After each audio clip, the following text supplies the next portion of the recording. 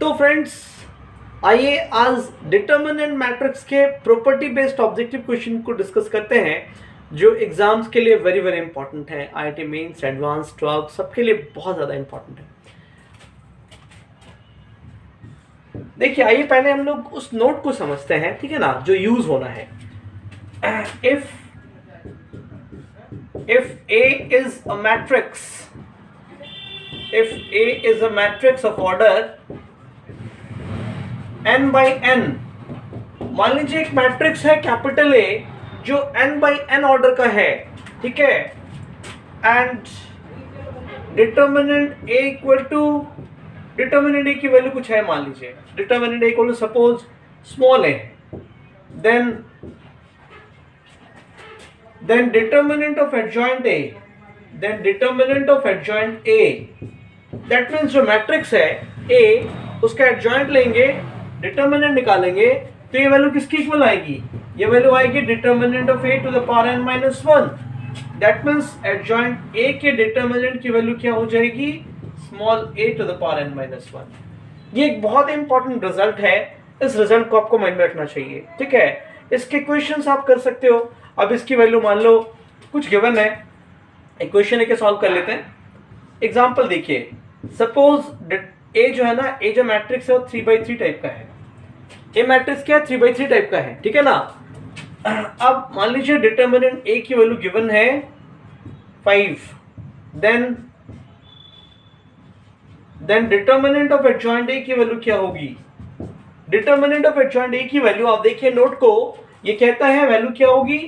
Determinant a to the power n minus 1, that means 5 to the power 3 minus 1, that means 5 square is what? 25।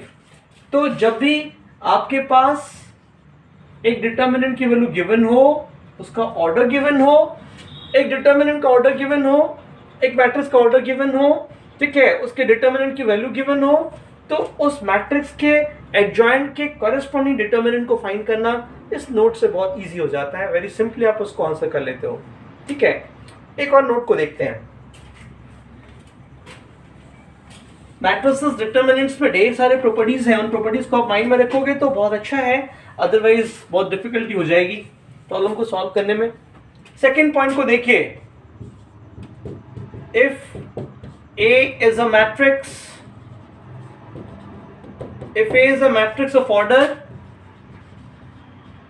n by n, suppose एक matrix है आपके पास जो n by n order का है, ठीक है, and suppose determinant A की value given है स्मॉल a के इक्वल, डिटर्मिनेंट A की वैल्यू गिवन है स्मॉल a के equal, then determinant of ka, then determinant of ka equal to, determinant of ka क्या होगा? देखिए, मैट्रिक्स का जो ऑर्डर है उतना टाइम्स k बाहर आएगा, दैट मीन्स हो जाएगा k to the power n and determinant of a, ठीक है। बट डिटर्मिनेंट ऑफ a किसके इक्वल है? a के इक्वल है, दैट मीन्स आपको रिजल्ट क्या मिल गया? ka के टोटल डिटर्मिनेंट की वैल्यू हो जाएगी k to the power n into small a। तो ये अपने आप में एक बहुत इंपॉर्टेंट रिजल्ट है। इस पे एक क्वेश्चन देख लीजिए। सपोज एक मैट्रिक्स है A, ठीक है ना, जो 3/3 टाइप का है। जनरली 3/3 टाइप का रहता है, आप थोड़ा मेंस लेवल में जाओगे तो 4/4 टाइप का हो जाएगा, ठीक है। तो एक मैट्रिक्स है जो 3/3 टाइप का है और इसके डिटर्मिनेंट की वैल्यू गिवन है 7 के इक्वल, ठीक है, डिटर्मिनेंट 7 के इक्वल है, देन डिटर्मिनेंट ऑफ 3a की वैल्यू क्या होगी, ठीक है, और नंबर यहाँ मैच करने लगे तो इसलिए 4 कर लेते हैं। देन डिटर्मिनेंट ऑफ 4a अपने आप में एक मैट्रिक्स होगा, इसके कॉरेस्पॉन्डिंग डिटर्मिनेंट की वैल्यू क्या होगी? तो आप नोट को देखिए, नोट क्या कहता है? k to the power n, k क्या है यहाँ पे? 4, दैट मीन्स 4 बाहर आएगा, उसके पावर के फॉर्म में जो n है वो फैक्टर आएगा, इनटू डिटर्मिनेंट ऑफ a हो जाएगा 4 क्यूब इंटू डिटर्मिनेंट क्या है? 7। तो ये आपका आंसर हो जाएगा 64 इंटू 7, ठीक है, दैट मीन्स 448, ठीक है। तो इस नोट को आप माइंड में रखिए, एक मैट्रिक्स है जो स्क्वायर मैट्रिक्स है जिसका ऑर्डर n बाई n है, डिटर्मिनेंट a की वैल्यू स्मॉल a के इक्वल है, तो के ए दैट मीन्स मैट्रिक्स को k इंटू करना है, फिर डिटर्मिनेंट लेनी है। तो ये जो डिटर्मिनेंट आएगा ना k to the power n के equal, k to the power n into determinant a के इक्वल होगा। ठीक है, उसी को इस क्वेश्चन में आपने यूज किया। एक मैट्रिक्स है जो 3x3 टाइप का है, इसके डिटर्मिनेंट की वैल्यू 7 गिवन है।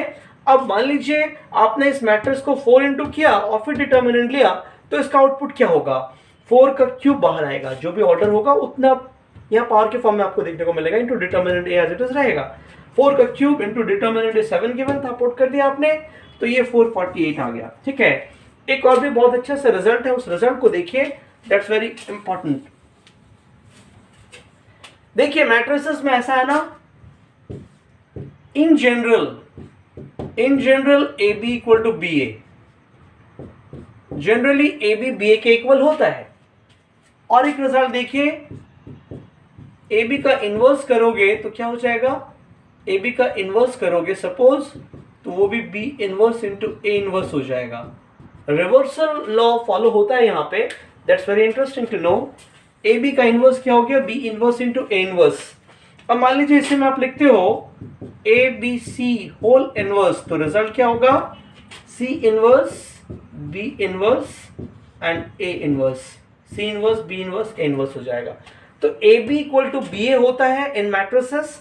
जब दो मैट्रिक्स को आप इंटू करोगे तो ए बी और बी ए देखिए इक्वल हो भी सकता है, नहीं भी हो सकता है, ठीक है ना। इन जनरली ऐसा मैट्रिसेस एग्जिस्ट कर सकता है, बट ये जो रिजल्ट है ये आपकी प्रॉपर्टी हो गई, ये आपकी प्रॉपर्टी हो गई, इसको आप माइंड में रखिए। A B equal to B A होगा जरूरी नहीं है, ऐसा भी हो सकता है कि ए बी और बी ए बी डिफाइंड हो but B A not defined हो, बट ये डिफाइंड है, ये एक प्रॉपर्टी है, इसको आप याद रखिए, इसको आप माइंड में रखिए, ये बहुत काम की चीज है। ओके फ्रेंड्स, मिलते हैं नेक्स्ट वीडियो में कुछ और न्यू टॉपिक्स के साथ, कुछ न्यू कॉन्सेप्ट्स के साथ। Till then take care and good bye.